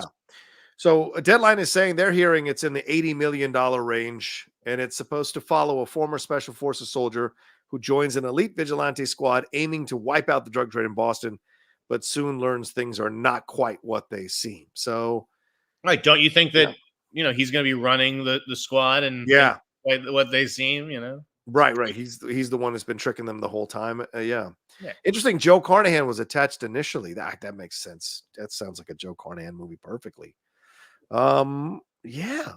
He will not play the lead. He will co-star in the movie. So that's what Jeff is alluding to here. He may be the person in charge of the crew that knows they're doing some nefarious shit, and someone within the crew is the one that maybe a young actor coming in, a young black actor coming in doing that. That'd be great. Aaliyah Aloha, good to see you, Aaliyah. Says drama, not you, caused because people who think 2 movies shouldn't exist featuring vampires with black men. Coogler, Ollie, and MBJ are shaking their heads. Yeah. I'm sorry. I don't need that anymore. Yes is the answer, because and it's like I'm sorry to break that down for people. Yeah, like that. But that is how this industry operates. It's like, oh, we already have there's already a black vampire movie in the works. Yeah. With the blade or whatever. Yeah.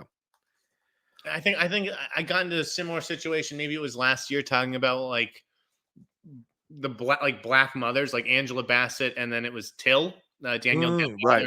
Till, and now only one of them could win the award or get nominated or whatever, and it proved to be right, by the way. Yeah. But unfortunately, that is how this industry sort of thinks. Now, do I think that Marvel's not going to move forward with Blade because of this project? No, I think that they sound very, very different. Yeah. If the Michael B. Jordan Coogler project is about the KKK and everything, right. I don't think that's where Disney was taking Blade. So yeah, no, I don't think so either. Yeah, there would be enough difference there, but I could see how. If Blade wasn't this project with an Oscar winner and like it's been in the works for years, how easily it would be for another studio to just pull a plug on a property like that if it got beat to the punch. Yeah. There you go. All right. Derek Johnson. What's up, Derek? John, where like if Universal beat Warner Brothers to the punch with the Jurassic getting ahead of that other dinosaur movie. Right.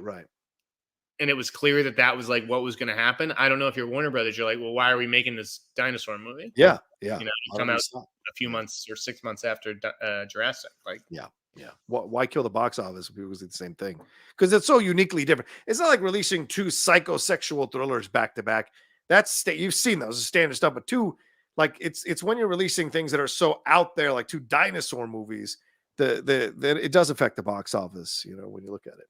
Derek Johnson says they already did a movie with slaves fighting vampires. Abraham Lincoln Vampire Hunter. It would be crazy to rehash that territory when it didn't perform well the first time. Well, Derek, you're looking at things as if they're all equal, and they're not, because a Ryan Coogler directed vampire film where black people are fighting vampires not slaves, but black people fighting vampires, Jim Crow era.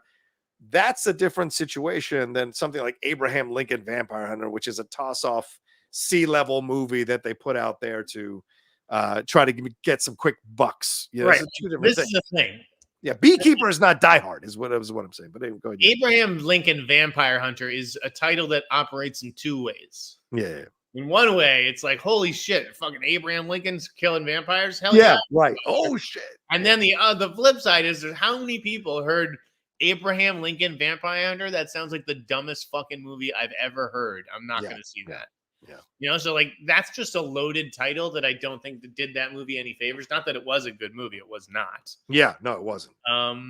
But I think that this is very different. The Jane Austen Zombies one was better than that Abraham Lincoln. Wasn't good either, though. Well, just say it was better, you know. Okay, let's see here. What else have we got here? Derek also says, can we all agree James Gunn should stay his ass off Twitter, period? No matter what he tweets, he loses. Well, that's in your opinion or in some people's opinions. I also agree. I do think he's on Twitter too much, but I think a story like this that could have really blown up, I think it was smart for him to weigh in on it and say certain things about it because it's a very combustible situation. So I thought it was smart of him to do that. Jeff, your thoughts? Yes, that would be my advice. If I was advising James Gunn, it would probably be to either leave the platform or, you know, just not to engage daily with some of these rumors and scoops and just garbage. All right, let's hit some of these Streamlabs as well. Sloth says, any updates on Zach Kreger's Weapons? When does it start filming? And could we get Paul Giamatti in the lead role over Pedro? That's a weird change. That is. I mean, I know, you know, Giamatti's been talking about wanting to do a horror movie and everything. Yeah. Who knows? Maybe after being on the awards circuit with Christopher Nolan, Christopher Nolan said today he wants to make a horror movie. So, you know, they all say that shit till it's time to actually do a horror movie. Then it's a whole nother ballgame. Exactly. Horror movies are hard. Yeah. What was the question? Any updates on Zach Kreger's Weapons? No, I haven't. And it's like, I don't know. Part of me wonders if that movie's going to delay a few months or something. Because and Warner Brothers has been making a lot of horror announcements lately. Yeah. Sloth also says too, I really want to subscribe to Snyder's newsletter, but don't have the $100. Is there any way to hook me up? DM me. No, DM him. And also, any advice on how to gain access to advanced screenings and press screenings for someone just starting out? Yeah, go ahead. Good. What do you got? The Collider screening series. Get in there. Get in with Frosty. Frosty gets to see everything early. I would say to you, depending on where you're starting out, you should, and I said this before, reach out to publicists that are in your city. Do the legwork. Don't wait for other people to do it for you. Go and do a little work. Call around, talk to theaters, look stuff up on the internet, see if there's any local contacts that are there in your area, and then reach out to them and see, do you hold screenings? Like Dan Merle is in Arkansas, and sometimes he has to drive to Dallas 5 hours to see a movie, but he does it because his channel is dependent on him dropping his reviews in a timely fashion. So, but sometimes they have those screenings there in Arkansas. So it just all depends on where your situation is, and how you can go about getting contact. So just do the legwork, and hopefully what I would say is do the work no matter what. So you may not get into the press screenings early, right? Right. Who the hell are you? You're right. You'd have to establish yourself a little bit. Go to the movies, see the movie on Thursday night, write that review Thursday night or Friday morning, so that, you know, you still have some influence on the weekend, maybe even just among your small circle. Yeah. But that way you build up some fans, and when you go to ask them the next time about getting on the press screening list, well, here's how many people follow my reviews, and here's all of my reviews, and you look like an actual press person with clips. Right. Yeah. It's a big deal. They see you be consistent about your reviews. All right, let's keep going here. Puerto Geekin says, with regard to Pascal's casting in Fantastic Four, I know that Latino is an ethnic category, not a racial one. It is determined by birthplace, not skin color. Pascal is ethnically Latino and he is racially white. Great. I love that you make that difference. 95% of you don't make that difference. Okay. And that's the difference. Okay. If you want to live in that nuanced world, knock yourself out, but that's not how the mainstream sees it. So he is Latino. It is an ethnically diverse cast, and that's a good thing. And so there's nothing wrong with that. So fine, Robin says, reminder that Doom is Romanian, that his heritage is very important for his character, and they should not cast a white guy, especially when they managed to find a Pakistani Ms. Marvel superfan in a Canadian high school or a deaf Native American woman for Echo. Yeah, Jeff, what are your thoughts on that? Do they have to drill that deep to find the right Doom? Do you think they're looking for an Eastern European person, or do you think they're just trying to find someone who Hollywood will 100% embrace? I understand what this person is saying. I mean, it is a good idea in theory, and it's not that there aren't some Eastern European actors who could do an incredible job. Of course, yeah. But yeah, I'm pretty sure this will go to a big star, regardless of whatever corner of the world they're from. Yeah, you got to sell the movie. I mean, that's what actors do. Like they put on accents and things like that. I don't think that you're going to see, culturally specific casting on Dr. Doom. And it all depends on if they're actually using the heritage from the comics. They could completely change the heritage, which has happened before. Dr. Doom is from Charlotte now. He's from Charlotte. He got his doctorate in biology. Hi, Sue. Let's see. Slot says, does Sneider have thoughts on Channing Tatum and Derek Cianfrancese teaming up for Roofman? Seems like a great match, in my opinion. Didn't you already opine on this? I am the fucking roof man, baby. I broke in. I climbed into Channing Tatum's house. Hello. Went in through the roof. There you go. Pulled the script off his desk. Yes, I think this is cool. Like, this was the right guy. I think this is a fun story. I'm looking forward to Cianfrance making it. It was always, I'd heard it was Tatum or Chris Pine because Gosling, wasn't going to do it. Right. And I think he chose wisely.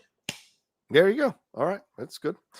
All right. Let's see here. Sam O says, just wanted to ask which 90s movie, one of the best years in cinema, would you consider a classic and doesn't get the respect it deserves? Either LA Confidential, Starship Trooper, Crimson Tide, Babe, The Fugitive, or any other film you can think of. So just wanted to ask which 90s movie from one of the best years in cinema would you consider a classic it doesn't get respect it deserves? Is that from 99 specifically? I'm confused. It said which 90s movie, so maybe a 90s movie overall. Is there a 90s movie that you think doesn't get the respect it deserves? Just a 90s movie. Sure. Heavyweights. Do you know how many Schmoedown matches I would have won if I knew that fucking movie? Like twice they came up in two matches I was in that I almost lost. So that I lost, yeah. Yeah, anyway. All right, so Tanner's Garden says, happy Friday, dogs. Is there any update on Blade Runner 2099? Anything on that? I haven't heard anything. Okay, yeah. And when people start talking to me about Blade Runner, my eyes just glaze over. Yeah. I'm Too Black Cam says, incredible show, fellas. Sneider, do you know anything about release time for The Acolyte? There's been zero marketing, but it supposedly comes out this year. Also, it's awfully weird they have no cast announced for Batman 2 yet. What's the holdup? What's the rush? I don't understand what the rush is, right? I don't know, man. I just, people want it now. Yeah. They want it now. No, man. We got enough in 2024 and in 2025 to keep us more than occupied. I don't see what the rush is. All right, I can't read that. I think that's Russian. If being pro-Palestine gets you back blacklisted, then being a Zionist should also be blacklisted. Both stances divide controversy and divide audiences. Well, should is different from will, so Jeff, do you want to weigh on this or shall we move on? I gotta be honest. I mean, and I know if you don't get in trouble. Let's move on. You don't have to. No, I'm happy to. If you put a gun in my head, I could maybe figure it out, but I don't even know what a Zionist is. There you go. I don't even know. Right, where's Zion? Rodney P says, any truth of Henry Cavill joining the MCU, my time to shine, tweeted he's accepted a role. Do you think that's true, Jeff? There were rumors about him as Dr. Doom even. What are your thoughts? I mean, he was good in Mission Impossible. Okay. I mean, he has I feel like I need Dr. Doom to have a big fist for some reason. I have no idea. I've not heard that. I haven't run up a flagpole. My time to shine's right about some stuff. Some stuff Yep. wrong, but I'm not going to throw water on anybody if I don't know anything. So Fair enough. Galliard Production. Any news on DCU's Lanterns and Waller? Anything? On Waller, I think what was it? I think Chris Provenzano is coming aboard as a producer. Yeah. I don't know why this is like a thing. Like who's producing these shows? Who's going to be an EP on whatever show? All right, let's see here. I'm Two Fly Cam. It's striking me as strange that they would wait for shooting to start before casting Doom and Galactus. Also, apparently, they don't have the Rock. They were going to wait for Galactus. Yeah. They're going to wait for Doom because Doom's not in it very much. Right. Yeah. So, yeah, they're going to get Galactus before they start Doom, before they cast Doom. I'm saying if they can get Doom before they start shooting, I'm sure they will, but I'm saying they don't have to get Doom until they're into shooting because they don't need him till the end. Yeah.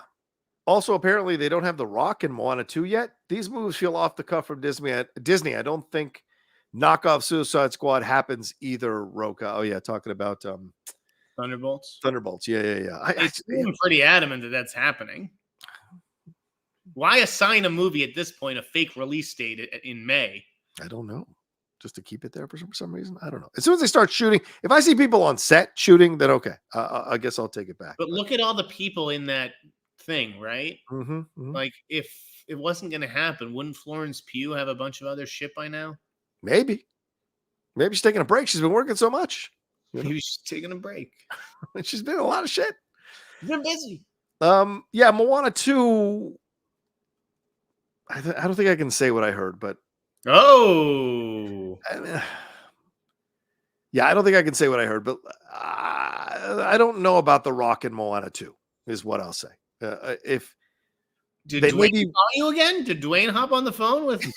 No, I mean, if Dwayne hopped on the phone with me now after what I tweeted about him over the last few weeks, I think he'd rip me a new asshole. I'm just gonna leave that alone. I am Two Fly Cams. His last comment. Congrats on the big 40, Jeff. I have to say, this Avatar show looks like another dud from Netflix. That clip of Aang and The Rock bending that was released looks worse than the M. Night garbage. Yikes. Jeff, do you feel the same way? I didn't see anything of this. So. I've never seen an airbender anything. Yeah. All right. The guy from downtown says, hey, John and Jeff, digging the show. I was just wondering, after the sad incident, is there any Wonder Man updates? Because of the sad incident of the stuntman dying. P.S. Are some projects like Iton in jeopardy with Disney's focus with more headlining heroes? I don't know what that is. No, I haven't heard anything about Wonder Man since that tragic death. Yeah. Okay. Yeah, I think with The Rock, what people are saying, The Rock posted the Moana 2 teaser. From what I understand, like he still has to make a deal to do the voice. Yeah. Now that it's a movie, right? Because there was a deal before for a show, but not necessarily a movie. I don't know what John's getting at, but I do know you get a guy like that guy, Cameron Logsdale or whatever his name is. Yeah. He can do the fucking Rock's voice. It's uncanny. And that's the thing. We're entering this era where forget AI. You got impressionists who could do this whole fucking movie if they wanted. Yeah, that's possible. Yeah. Let's see. Luces Camera Super Acción says, whatever happened to Salem's Lot? Stephen King praised Gary Doberman's pacing. Now Lewis Pullman will star in Thunderbolts. Will this ever see the big screen? I don't know. I mean, you'd think it should, because horror does so well on the big screen. I don't know how bad it could be. It looked good at CinemaCon, didn't it? Yeah. Like this teaser went over really well at CinemaCon. Yeah, there you go. So yeah, what's the problem? How bad could it be? But yeah, I don't know about a big screen release under David Zaslav. I don't know that they just take a tax write-off on it, but it's a good question. Mickey Doss says, sending some love to you both. Still waiting to hear you all grabbing some burgers, getting baked, and doing a movie sleepover together. Maybe a thriller. Yeah, certainly down the road. I'm sure we'll figure something out. John, the thing you texted me has been out there. Okay. Yeah. So how would this person not already be attached to it if that's already been shot and put together. The deal would have to be renegotiated from a TV show and technically, they could be like, well, I want 20 million. I get paid $20 million a movie or whatever. And they're like, well, we're not going to pay that. And then they'll be, all right, we'll find someone to record the voices. Find someone else to record the already recorded situations. Okay. All right. I mean, potentially. I mean, they're going to fucking, especially if they don't have the girl back. Right. They have Carvalho. So they could just decide we're going on with a new voice cast. But it seems like the whole reason that you do this is to get The Rock and to have him split and social. I mean, that's what you're really paying for. You're not even paying for his voice. You're paying for the promotion and the marketing. Yeah, it's true. Cowboys fan 92 says, hi, Jeff. Hope you're good. Happy Friday, and happy Friday to you, Rocha. Thank you. Have you two seen the news that Nolan has said he wants to do a horror film? We talked about that. P.S. Taylor Swift donated $100K to the kid's family who died. No, she donated $100K to the DJ, the woman who was killed in the Kansas City shooting. That's who she dedicated the $100K to her family. The woman who died in the shooting. And she wasn't a kid. She was a woman. She was a mother with kids. I think he's just mistaken that it was a woman, not a kid. Yeah. All right. And Annabelle Roman says, happy weekend, y'all. Have you seen the Invincible teaser? Yes, I have for season 2. Jeff, you don't watch animation. So did you happen to see that Invincible teaser, season 2, part 2? I did watch Invincible. What? Fuck. Wow. Shocking. Okay. I haven't watched season 2 yet. I think I watched the first episode of season 2. I know they split it into 2 halves. I love the first season of Invincible. Yeah. So I have tailed off, I will admit. And it's not that I hate animation. Really? Animated movie in my top 15 last year. Okay. Didn't I? Yeah. Okay. Dad Boy, thank you, Dad Boy 22 for the super sticker. Hollywood Rules, my go-to guys for movie news. Keep it up. Thank you, Hollywood. We got a few more of these to get to, but let's take a quick break because we're at an hour and a half already, man. And I need commercials in here for our podcast version. And for those of you who don't know, we have a podcast version of the Hot Mic. So anything you miss when you're watching us here in our pretty faces, if you rather just hear us, subscribe to the Hot Mic. It is available to all the podcast feeds. We'd love to get the numbers up on that. So go and subscribe to that. We'll be right back right after this.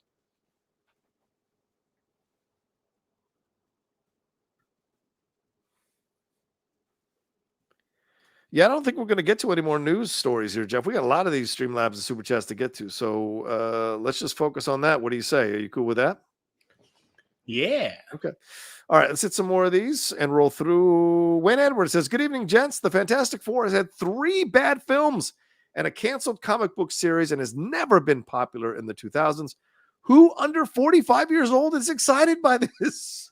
The Fantastic Four are goofier than the Guardians by a long stretch. What do you think, Jeff? Do you think that's true? Do you think people don't have quite the same connection to it? Or do you think that it was such a big deal and people have made such a big deal that maybe Wayne Edwards is a bit off in quantifying how excited some people are who are under or over 45? What was this question? Wayne, thank you very much for the nice story. He said the Fantastic Four has had 3 bad films and a canceled comic book series and has never been popular. So who under 45 years old is excited by this? Nobody. That's the answer. Is that what you really think? Yes. Wow. Well, it's dangerous to put a film. Could possibly be, like what kids, unless you're reading Marvel comics, it's not like these movies could have gotten anyone terribly excited for this property. You'd have to be a fan of one of the actors or just a fan of the MCU in general. Yeah. But I don't think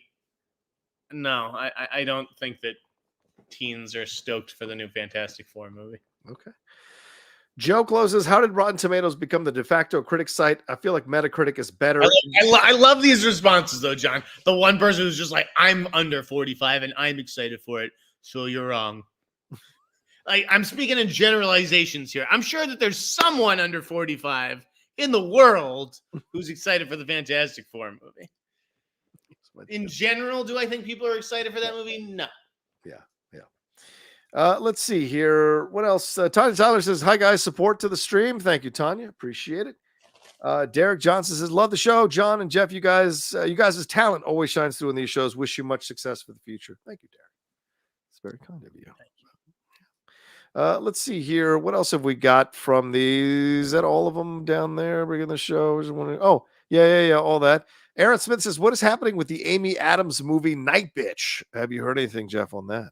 I heard it's getting a release. I think it's coming out through Searchlight. Okay. Later this year. Weird movie. Yeah. Sounds like. Creature Commando rep says, Gunn recently shared a list of his favorite Batman comics. He also said Batman is his favorite superhero in the past. Do you think he will write The Brave and the Bold after Peacemaker Season 2 and direct instead of Muschietti? That is very possible. That sounds like it's possible, Jeff. Like he's doing Superman, and then maybe, if he moves Muschietti off, he wants to make sure the Batman is right. Sometimes you got to do it yourself. What do you think? No. Okay. No. He's not doing Superman and then Batman. He's not there to just direct these movies himself. He's there to run a company and hire people to do shit. No, I don't think that they will wait that long, on that project for him to wrap up everything else. And yeah. Let me get on that. Alan Smithy, what's up, Alan? He says, happy upcoming President's Day, guys. Who's your favorite fictional president? Mine is Merkin Muffley from Dr. Strangelove. Peace. Favorite fictional president? That's easy. Okay, go ahead. Fucking David Palmer. What film is that? 24, not from a movie. Oh. It's David Palmer, right, guys? I'm not. Yeah. I never saw the show. So you never saw 24 with Dennis Haysbert? Yeah, and Kiefer? No, I never saw it. Yeah, President Palmer, he's my guy, dude. Like, I would vote for him for president right now. I guess, movie-wise, I guess it would have to be Michael Douglas, the American President, but I did like Morgan Freeman in Deep Impact. That's a good president. But my favorite is probably Josiah Bartlett on The West Wing, Martin Sheen in The West Wing. That is a fucking excellent president, man. And I have a tough time watching that show now, thinking of what could have been. Let me ask you, did Josiah Bartlett throw anyone off his own fucking plane? No, because that's completely unrealistic. It would never happen. That's what I thought. Fucking pussy. Jesus Christ. All right, that's all the Streamlabs and Super Chats. We're at an hour and 50. Do you have any other news stories we should jump into? I have to break each episode. Jeez. Not break. Butler doing this. Austin Butler doing that. Julia Roberts doing this. Yeah, I think we've done everything we had on the list. John Bailey. The Rolling Stone cover. What do you want to say about the Rolling Stone cover? Kristen Stewart on the Rolling Stone. I want to get your opinion on it, John. Okay. What do you want me to say? I want you to say your opinion on it. She's promoting a movie, and that's what I'll say. And she's dialing into the vibe of the movie and the photo shoot. So I don't have a problem with the photo shoot. If there were people expressing problems, I didn't catch any of it. Let me bring it up so that people will know what we're talking about. This is strike on this channel for this. Oh my! I don't think so. She's fully clothed. So I'm fucking with you. Yeah. And I'm going in the other direction of this, John. Oh, okay. Go ahead. This is a great cover. Okay. What other direction? I just said she's promoting the movie. It was fine. What other direction are you going? You're kind of apologizing for it a little. What? I was not apologizing. She's got a right to do whatever she wants to do. Go ahead. Anyways, this is, dude. Remember when fucking the Rolling Stone cover used to matter? Yes. Remember, you'd remember those images. Some of them on the Rolling Stone cover. Been a while since we talked about a Rolling Stone cover. Right. This is a ballsy Rolling Stone cover, and good for them. Yeah, I don't disagree. I think it's a great way to promote the movie. A great way for people to understand. And like you said, it's a great way to stand out and get noticed. And it's Kristen Stewart. She's going to do what she wants to do. And so, yeah, I appreciate it. I'm pumped for that. Yeah. When Edwards says Henry Fonda's the president. He's Scobie in the chat. Love Lies Bleeding. So good. My favorite Sundance. Hi, Lee. There you go. And let's see. Oh, Alan Smith. So yeah, Henry Fonda as the president of Failsafe is the best. That's true. He's very good in that movie. That's a good movie. Recently covered that on the Cinephiles. And let's see if there's any more. All right, that's it, I think, man. We should get on out of here. We should start our weekend. Thank you all so much for hanging out with us. Did you go see Madam Web yet or no? No, I'm not paying $20 to see that movie. Okay. Anything you've seen recently that you're allowed to talk about that you want to recommend to anybody for their weekend viewing, maybe? Only that Patriots show, The Dynasty, which is just sick, dude. There you go. Masters of Air is out there for you all to enjoy as well on Apple, so get on that as well. And there's a lot of stuff coming in the next few weeks. Abbott Elementary is back, so that's a good thing as well. Oh, I got a recommendation for you, John. There you go. Go ahead. Did I tell you about the streaming movie I watched on Valentine's Day? No, but what did you watch? Was it with the lady? Were you watching with the lady? True crime documentary on Netflix. Lover, Stalker, Killer. Have you seen the ad for that? I've had 3 people text me this week and tell me to watch that show. It's a movie. It's 90 minutes. Sorry. Okay. Quick. Insane. Don't read anything about it. Okay. Don't listen to anything else about it. Just watch it. It's a documentary. Documentary. Okay. All right. Tokyo Vice is back, Jeff, season 2. Have you started back in yet or no? I watched the first episode of season 2. Man, it is a slow show, but it's good. It's good. So. I'll tell you what's slow this season, Curb Your Enthusiasm. I am not, the first 2 episodes didn't do a fucking thing for me, man. I'm a little like, I'm with you. Right? I'm with, they weren't the greatest. No. It seems like you're running. This feels like the end of Seinfeld, the last season of Seinfeld, where they're like, we're going to look at this pencil. That's in bangers. It's just the last episode. Yeah, fair. Yeah, you're not wrong to comment. You're not wrong. Okay. I just want to make sure. All right. Well, thank you all so much for hanging out with us. Jeff, please let people know what you got going on, where they can find you. And your IanSnyder.com. All kinds of scoops coming at all kinds of crazy hours. I can't account for who's living on the West Coast and the East Coast, folks. You got to see me 24/7. Thank you. There you go. As for me, at the Rocha Says on Twitter, Instagram, and TikTok, the Outlaw Nation on Twitch, my YouTube channel, YouTube. Oh, yeah, wait, right here. Subscribe down below. Hit that subscribe button. Hit that bell button so you see we're dropping all the content. If you're watching later, leave a comment down below as well. Send some thanks if you'd like. Hit that super thanks button. Geek Buddies' new episode is up now for you all to watch earlier today, and I'll have some stuff over the weekend as well. It could be a lot of fun for you all to enjoy as well. Thanks. Watch the Geek Buddies. Watch us, Geek Buddies. We geek it out. We're buddies and we geek it out. You're almost done. I'm teasing. Oh my God. All right, we got to get out of here. Take care of yourselves. Be well. We'll talk to you next week with another brand new episode here of The Hot Mic. Peace.